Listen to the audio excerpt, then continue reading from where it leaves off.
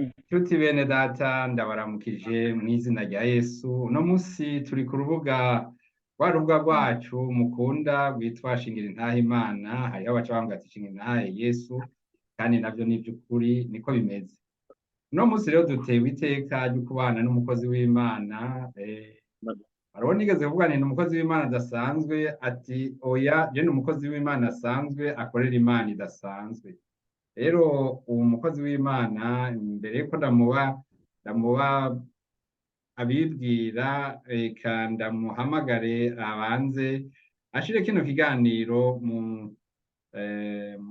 mu minwe y'Uhoraho, hanyuma tugeze ku ijambo. Yesu abaheze.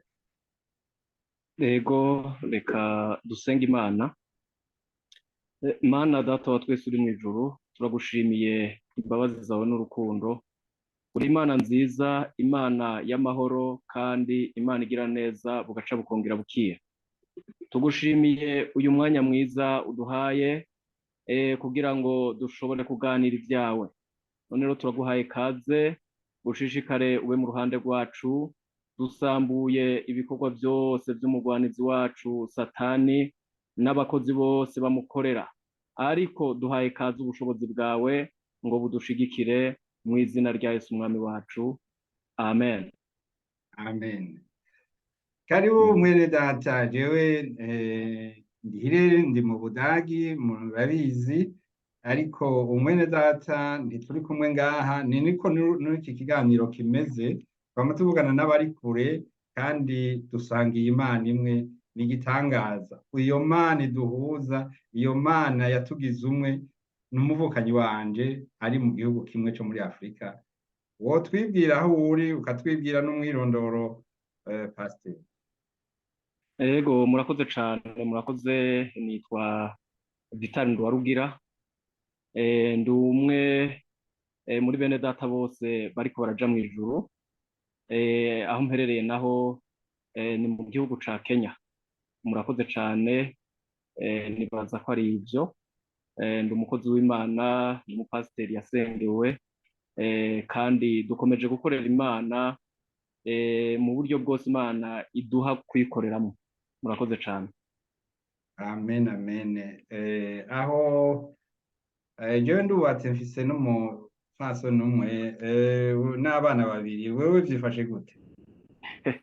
Murakoze cyane, murakoze cyane. Nari ndavyibagiye nako, kandi mu mwidondoro byategerezwa kubamwo. Nanje ndubatse, mfita umudamu umwe, kuko bitandukanye n'ijambo ry'Imana. Mfita n'umwana umwe. Murakoze cyane. Yesu aguhezagire. Ego. Amen. Muramaja hehe? Tuvugana muri hehe? Tuvugana ndi mu gihugu ca Kenya, ahitwa Rongai, mu gisagara ca Rongai. Niho mbaye, ni naho nkorera ibikorwa by'Imana. Murakoze cyane. Aho i Rongai ni ubwa mbere ndahumva. Namaja hehe? Ni Nairobi. Umara umwanya ungana iki mu nzira? N'akanya gato cane, nk'iminota 25 uvuye mu muji hagati, uba ugeze Rongai. Okay. Yesu aguhezagire. Yesu aguhezagire. Narumvise wowe uri umukozi w'Imana. Tumaze iminsi twumva n'amajambo y'Imana, mpwemu w'Imana guha kudushikiye. Mwotubwira muri make umurimo w'Imana mukora? Murakoze cyane.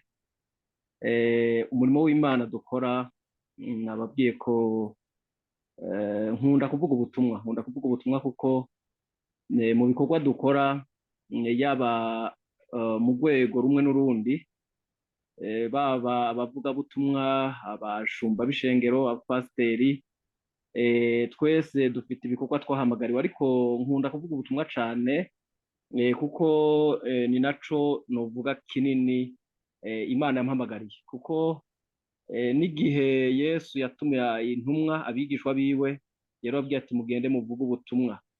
Nizera ko namwebwe mushobora kuba mwumvise ubutumwa nko mu magroupe WhatsApp, igihe cose mu gatondo nkunze gutegura ijambo ry'Imana ngasenga, hama nkarirungika mu magurupe atandukanye bakaja barahanahana ijambo ry'Imana. Ndizera ko na mwebwe mushobora kuba mwumvise ubutumwa bwiza tuvuga muri iyo nzira. Murakoze cane.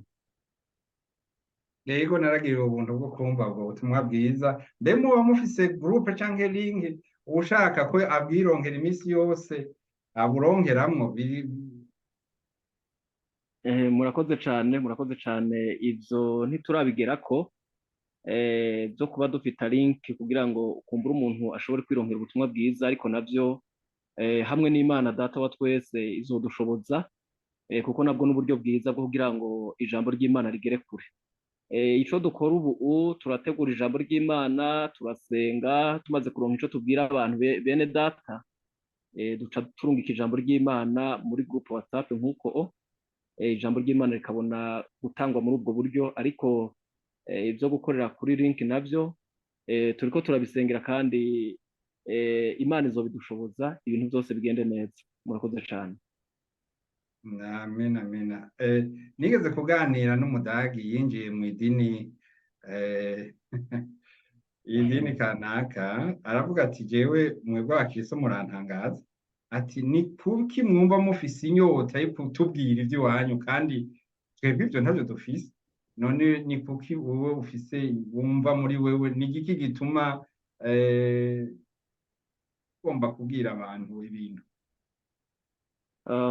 Ubundi ijambo ry'Imana, iyo umuntu afite uwo muhamagaro wo kuvuga ijambo ry'Imana, arumva mu gihe atavuze ijambo ry'Imana ko muri we haragahaze. Hanyuma hari ijambo bahora bakunda gukoresha mu Kirundi, jewe ndi Umurundi, bakavuga ngo karahara mu ruganda ntibacura. Rero iyo umuntu afita agahazi muri we, bivanye n'uko yumva mpwemu yera ariko aramurongorera gukora, hanyuma ntave ngo akore uko mpwemu yera ariko aramurongora, murumva ko mu mutima wiwe agumana ibintu bituzuye. Ni ka gahazi narimbuze, canke ikintu gishobora guhara mu bugingo bw'umuntu. Rero uwo mudagi ngira ngo kumbure niko yavyumva, kandi sinovuga ngo ni ingeso y'Abanyafrika. N'abazungu iyo bahagurukijwe n'Imana arashobora kugenda gukorera Imana mu buryo Imana imuhamagayemwo, kugira ngo yumve ko mu mutima wiwe ibintu byose vyuzuye, ibijanye n'uko Imana yamuhamagaye n'ico Imana yamutumanye. Rero jewe sinshobora gutekereza iyo numvise ko vyangoye, iyo n'imyanya yagoranye, sinshobore kurungika ijambo ry'Imana mu gitondo ndumva ko muri jewe haragahaze. Murakoze cane. Wotubwira muri make, urakoze, wotubwira muri make iyi Imana uvuga niyihe? Yagutumye iki? Murakoze cane, Kuri murakoze. yinde? Biba ibibazo bitatu. Iyi Mana niyihe? Yagutumye iki? Yagutumye kuri yinde? Murakoze cane. Kugira ngo dushobore kumenya iyi Imana iyo ariyo, mugize neza. Sinzi ko twosoma ijambo ry'Imana. Imana burya Imana hariho bivanye n'uko abantu bamwe n'abandi bayitahura, bivanye n'uko abantu bamwe n'abandi bafite ukwizera. Jewe nizeye iyi Mana yo mw'ijuru, iyi Mana Data wa twese. Hanyuma niyo nyene yahamagaye, yigeze guhamagara mwene data yatwitangiye canke sekuruza w'abizera, ni Aburahamu. N'amajambo yanditse hariya mu gitabo c'Itanguriro mu gice ca 12, iramuhamagara. Imaze kumuhamagara rero ntivyari vyoroshe, yamubwiye iti va mu gihugu c'iwanyu, va mu nzu ya so, uze uje mu gihugu nzokwereka. Ijambo ry'Imana rivuga ngo aca aragenda atazi yagana, ntiyarazi n'ico bizohurira mu nzira, mugabo akomeza kugenda, donke yumvira ijwi ryamuhamagaye. Rero mwari mubaje muti iyo Mana uvuga niyihe? Ni iyi Mana nyene yahamagaye Aburahamu sekuruza w'abizera, ni nayo nanje yampamagaye. Ikibazo mwari mubajije kindi, nizera ko ico ndacishuye. Niyo yampamagaye, ico yampaye kubwira abantu ni iri jambo ry'Imana nyene, ni ubu butumwa bwiza bwa Yesu Kristo.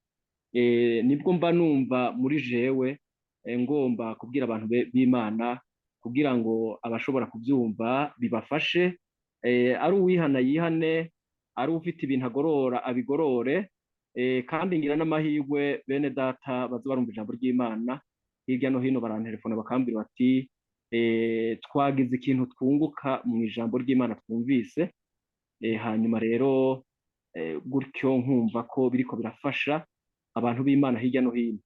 Nizera ko ari ibyo Imana data wa twese yo mu ijuru niyo yaduhamagaye, kandi n'ibyo tuvuga ni ubutumwa bwiza, ni ijambo ry'amahoro tubwira abantu bayo. Murakoze cyane. Murakoze.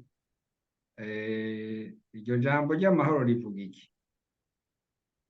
Iri jambo ry'amahoro ico rivuga ni ijambo rivuga ko abantu b'Imana bakwiye kwitegura, bakirinda ibyaha, n'abo byashitse bakihana ibyaha, hanyuma rero bamaze kwihana ibyaha bakitega ko bazobana n'Imana mu ijuru na Yesu, kuko hari ijambo Yesu yasezeye intumwa avuga, yababwiye ati nimwanesha muzokwicarana nanje nk'uko nanje nanesheje nkicarana na Data. Rero iri jambo ry'amahoro riba ari ijambo ritegura imitima y'abantu kugira ngo bamenye ko hazogera igihe bakava mu bibazo barimo canke mu ntambara barimwo, intambara zo mu isi, kuko mu isi tugenda duca mu bintu bitandukanye kandi n'abatubangira nibyo baciyemwo, ariko bakamenya ko hari ahandi hantu bazogerera, ahantu bazobaho neza, ahantu bazogubwa neza, ahantu atangwara, ahantu atabibazo nk'ibyo abantu bashobora kuba babona muri iyi si. Rero iryo jambo ry'amahoro nta rindi tuvuga, tubwira abantu ubutumwa bwiza bwo kwihana, ubutumwa bwiza bwo guca bugufi, ubutumwa bwiza bwo kwitegura ko igihe kizogera tukaja kubana na Yesu mu ijuru. Amen, amen, amen. Ego, nivyo ndavyumva, ndumva hariho Imana, nari nakwaje nti ni bande, nari numva menga no kubaza nti none hariho abantu karondwa canke n'abantu bose bya bindi byo twari dufise amadictionnaire kera yari yanditseko ngo Joseme atureva, no kuvuga ni nk'ubumija, kimera kimere kitamera ntikimere, nuko bimeze. None hariho abantu karondwa canke ni vya bose? Ijambo ry'Imana si iry'abantu bamwe.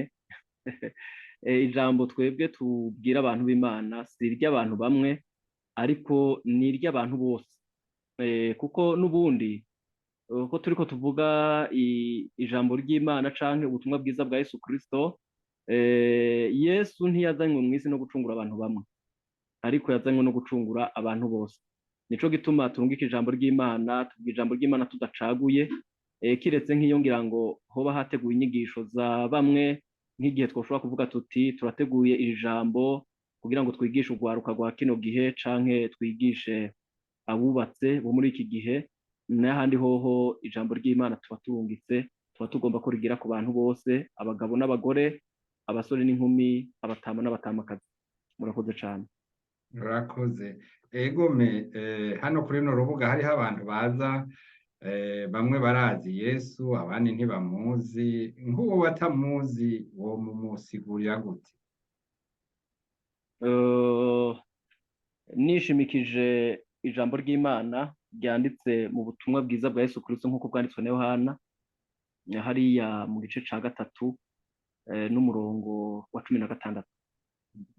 Ahanditse ijambo rivuga ngo kuko urukundo Imana yakunze abari mu isi ariko rwatumye itanga umwana wayo w'ikinege, kugira ngo umwizera wese ntazopfe rubi, ariko azohabwa ubugingo budashira. Rero abatazi Yesu, noshobora kubabwira ko icambere numva gikomeye nuko Yesu ni urukundo, ikigira kabiri nuko kandi ari umwana w'Imana, ikigira gatatu nuko kandi ari umucunguzi, yitanze kaza mu isi akayivukiramwo. Twoshobora kwagura tukagenda hariya mu butumwa bwiza bwa Yesu Kristo nk'uko bwanditswe na Luka, hariya mu gice ca mbere tukabona ingene vyatanguye igihe Imana yarungika marayika Gaburiyeli aganiriza inkumi yitwa Mariya yarikowe na Yosefu, wewe uzobyara umwana w'umuhungu uzi umwite Yesu, niwe azoza gucungura abisi. Rero ni ukwishimikiza mu majambo nkasigura umuntu Yesu, ukeneye kumenya Yesu ninde nkamusigurira uwo ari we. Ndizera ko muri ico gihe dushoboye kuba turiko turavugana twisunze ijambo ry'Imana, ninzera ko umuntu wese yoshobora gutahura Yesu. Murakoze cane. urakoze. Wavuze ko tuzobana n'Imana, twitegure inzira yo kuzojayo ni iyihe? Ko havuga ngo hariho inzira zagutse n'inzira zitagutse n'inzira zipfunganye.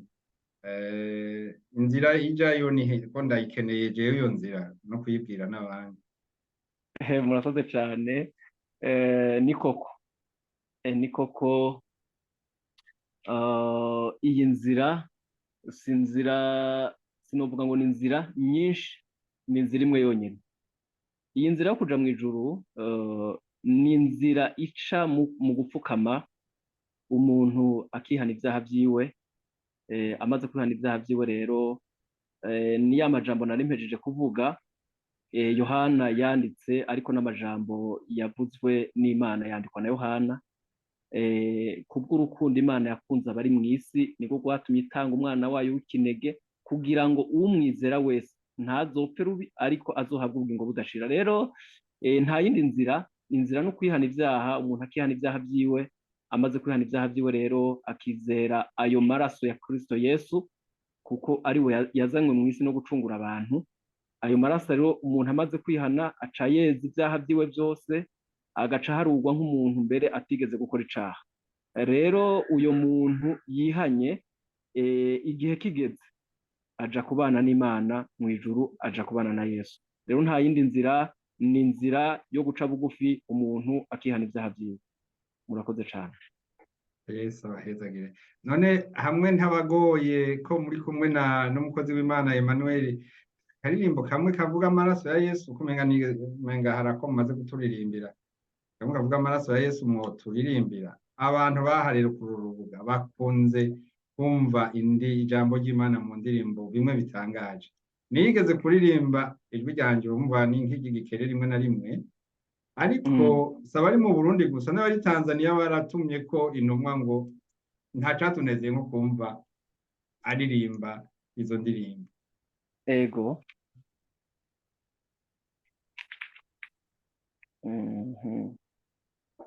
Reka turabe indirimbo turi buririmbe. Indirimbo ivuga amaraso ya Yesu, zirahari mu gitabo c'indirimbo zo guhimbaza Imana, mbere zitari nkenya. Reka turabe imwe dushobore kuyiririmba, turiko turayiraba, mutwihanganire gato. Kandi nazo zirafasha kuko zirimo ubutumwa bwiza. Abazihawe bene data bariko bashimangira, nabo nyene bashima Imana, bavuga ku by'ayo maraso ya Yesu nyene, bavuga ku kuntu Yesu yaje agacungura abantu. Ni ukuvuga ngo nazo zirimo ubutumwa bwiza bushobora gufasha umuntu. Rero turirimbye nk'indirimbo ya 85, reka mbere nsabe na mwene data turi kumwe Emmanuel ashike hano tuyiririmbane ino ndirimbo. Ya 85 ivuga amaraso. Titre yayo ivuga ngo there is a fountain. Ivuga ngo amaraso y'umukiza yaviriye abantu. Amaraso y'umukiza yaviriye abantu, abogamo barakira bakera derere. Ndagushima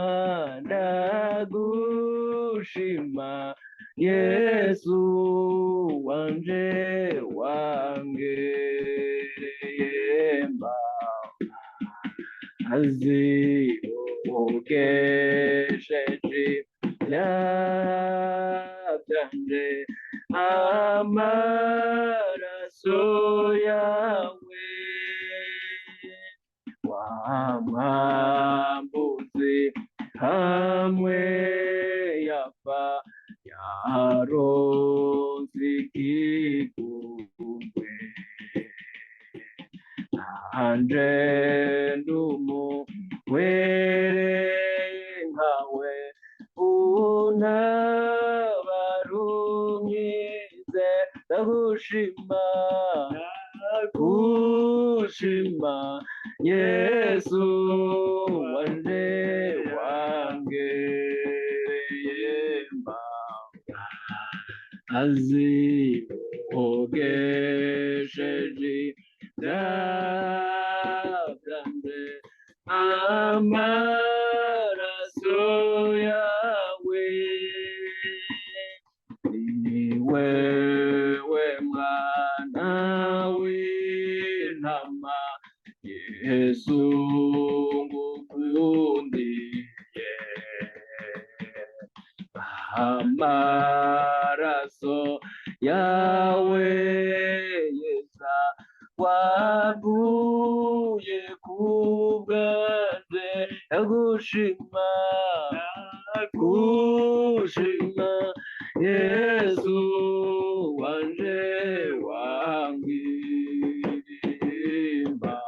mazi ogesheje byanze amaraso yawe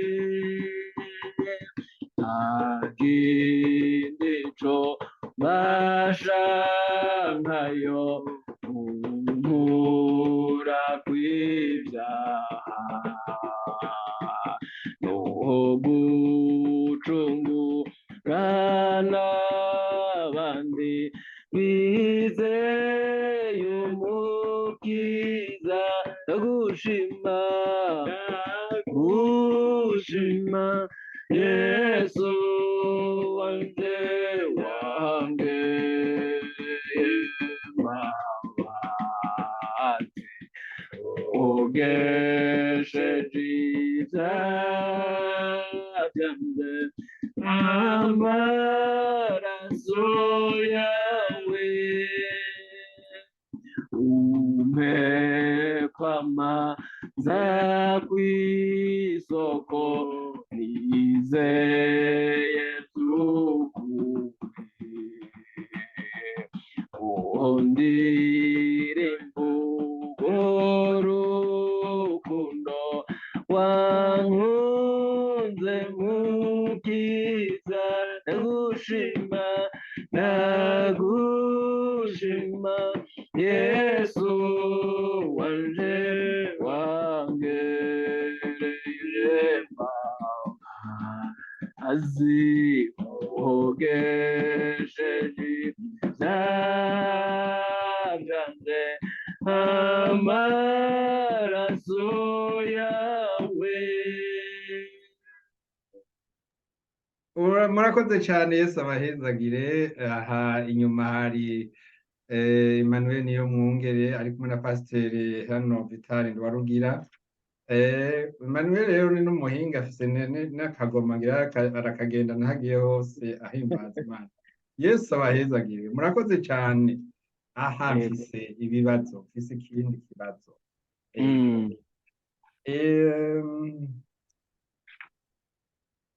Ibyaha byose ntitwebwe tubiheze, ubusuma, ubuhakanyi, ubusambanyi, ububeshi, abonona abana, abicanyi, ibiki n'ibindi, ivyo byose birashobora guharika. ijambo ry'Imana riravuga ngo icaha kitatuwe ntigiharigwa, ariko icaha cose catuwe kiraharigwa, kiretse ko hari ico Bibiliya ivuga, kiretse ngo kurogota kuri mpwemu yera. Ibindi vyaha byose, ubusambanyi, ubusuma, ubwicanyi, n'abaroga mbere hariho ijambo ry'Imana ryanditse hariya mu gitabo c'ivyahishuwe Yohana, hariya mu gice ca 22 umenga, mu nkundire uwo murongo ndawusome ushobore kumfasha. gusigura bino. Ni umurongo wa 15 haravuga ngo inyuma hazoba imbwa, abarozi, abashurashuzi, abicanyi, abasenga ibigirwamana n'umuntu wese akunda kubesha akabikora. Izo ni ibyaha uyu Yohana ariko arabwirwa aya majambo yabwiwe ngo inyuma. Ni ukuvuga ngo rero inyuma hazoba ivyo vyaha n'abantu babikoze, ariko impamvu bazoba inyuma ni uko baba barabikoze bakanka kubyihana. Rero icaha catuwe kiraharigwa amaraso ya Yesu, nk'uko twariko turaririmba. Umuririmbyi yavuze ngo ndagushima mukiza wangiriye imbabazi, amaraso yawe yogeje ibyaha byanje. Rero icaha cose cihanywe catuwe kiraharigwa. Murakoze cyane. Catuwe ni ukuvuga yafukama imbere y'Imana arayibwira.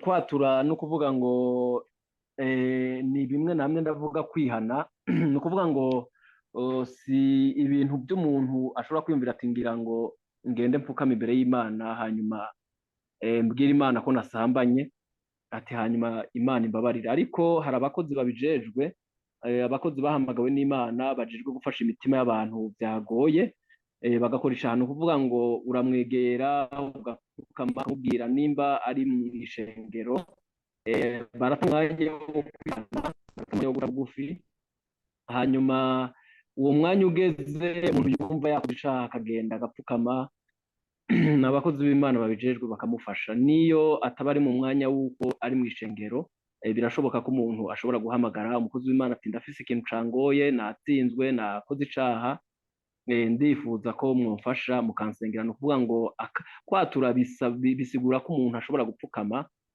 akamaramaza Satani. Ubundi kwatura ni nko kumaramaza Satani aba yaguteje gukora ico caha. Rero iyo uganiriye n'umukozi w'Imana aca aguha impanuro, kandi uko aguha impanuro aba ariko aragufasha uburyo butuma hanyuma ushobora kumbure kunesha ico caha uba wakoze. Murakoze cyane. Yesu aguhezagire. Ndabona yuko n'ubu tuzobakenera kuri byinshi. Ego tuzobakenera kuri byinshi kuko iki kiganiro novuga nti ubwanje cyo bari nk'intango, tuzosaba tubakeneye kandi tubakure. Ariko none wabivuze uwo yumva, ariko hariho ababa barihebuye bakibaza bati ivyo nakoze ni nagahomerabunwa, jewe ngira ngo ntibigikunda. Wowe baremesha abo bantu ukoresheje yandi majambo atarayo umaze kutubwira? Mwonkundira nkashobora gukoresha andi majambo, kandi mwagize neza kudusaba ko tworirimba indirimbo, kandi si uko ari amajambo ari mu ndirimbo gusa, no mu ijambo ry'Imana biranditse. Hari igice c'indirimbo twaririmbye, igice ca kabiri c'indirimbo twaririmbye indirimbo mu ndirimbo zo guhimbaza Imana mu gitabo c'ikirundi ya 85. Hanyuma hari igice ca kabiri cavuze ngo wa mwambuzi hamwe yapfa yaronse ikigongo, acavuga ngo nanje ndi umuhwere nkawe untabare unkize. Uku kwari guca bugufi kuyu yariko araririmba, ariko kandi yaririmbye amajambo y'Imana. Murazi ko Yesu abambwe ku musaraba yabambwe hagati y'abasuma. Navyo bifite ico bisigura, kwari kugira ngo yerekane ko n'abasuma n'abantu bihebuye bashobora gukora ibintu bishobora kubamanika ku musaraba, Yesu ashobora kubagirira imbabazi. Rero muri bajya basuma babiri, abambuzi babiri, umwe ngo yaramukekeje aramubwira ngo kuri umwana w'Imana ntiwo kwikura hano ku musaraba natwe ukadukiza. Mugabo uwundi nawe ari uwo uyu muririmbyi yaririmbye avuga ati wa mwambuzi hamwe yapfa yaronse ikigongo, ati nanje ndi umuhwere nkawe, ati untabare unkize. Rero uyu mwambuzi nawe acavuga ati twebwe duhaniwe ibyo twakoze, ariko uyu ni umwana w'Imana ntaco yakoze. Aca aramusaba ati urazomfasha uzompe kubana nawe.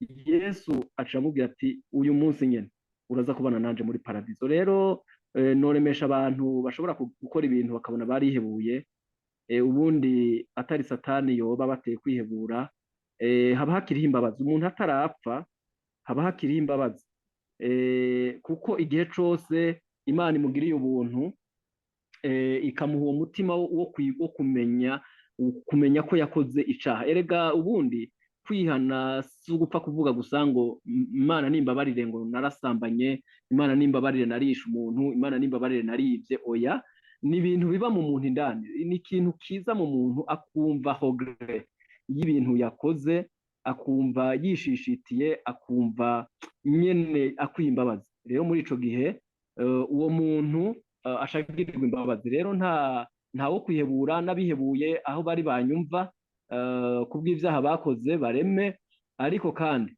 bihutire gusanga umukiza. Amaraso ya Yesu ashobora kubakiza, akabakurako ivyo vyaha vyabo. Murakoze cane.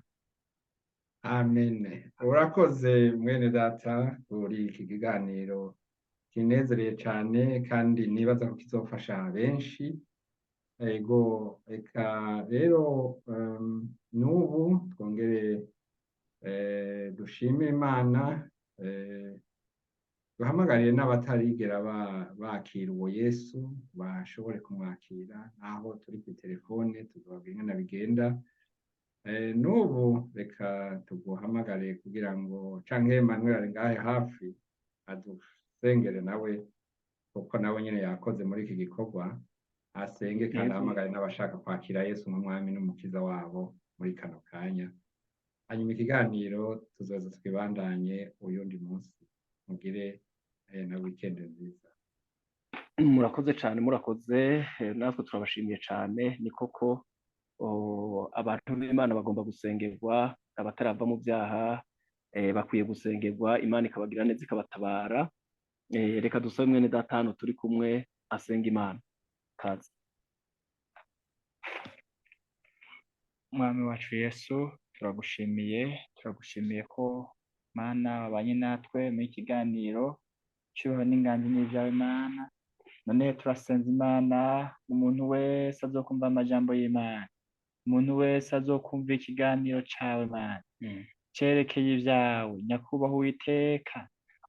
Kize kigira ico gihinduye mu bugingo bwiwe, n'amajambo akomeye n'ijambo Yesu yatumanye Yohana igihe yaza nk'usemera mu bugaragwa, igihe utegura inzira y'umwana w'umuntu. Azavuga amajambo yo kwihana, aravuga ngo jewe ndavuga ngo mwihane muhindukire mubatizwe, ngo ariko inyuma yanje hari uwundi andusha ububasha.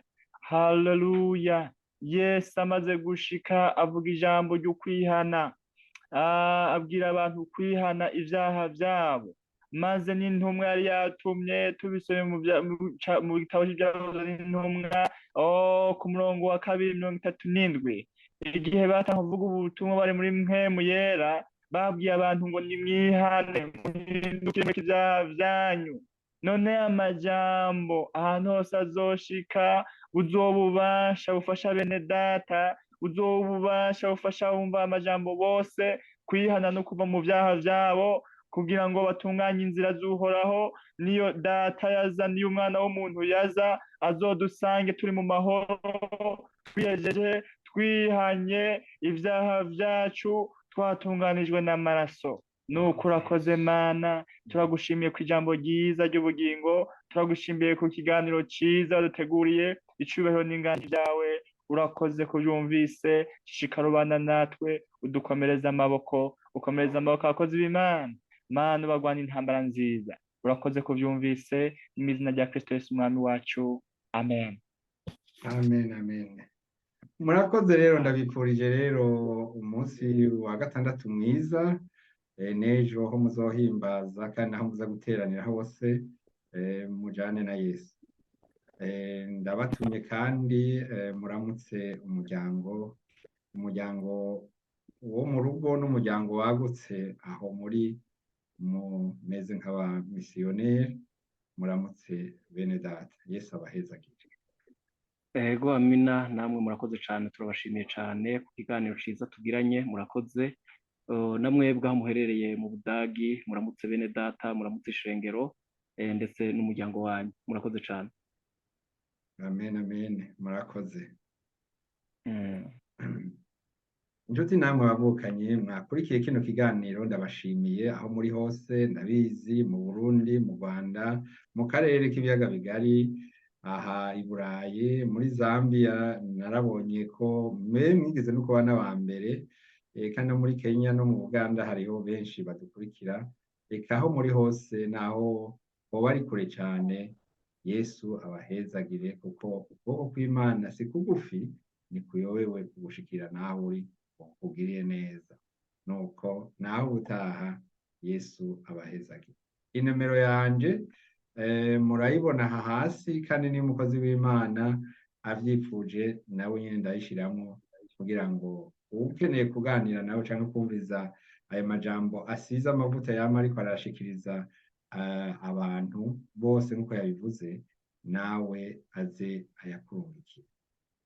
Ego murayishiraho. Okay, murakoze. Naho ubutaha rero mubane na Yesu Kristo. Murakoze cane. Amen, amen.